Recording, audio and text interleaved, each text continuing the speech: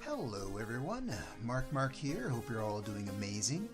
I certainly am, since I'm here talking to you about science.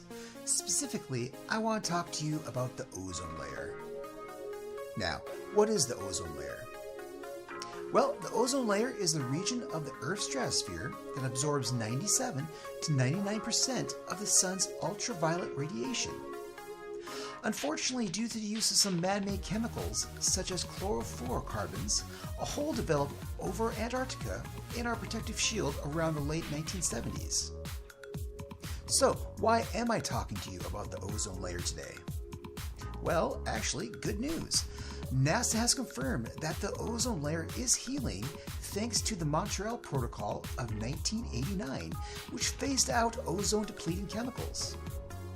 Scientists now believe that the ozone hole could be fully healed by 2060. Pretty amazing, huh?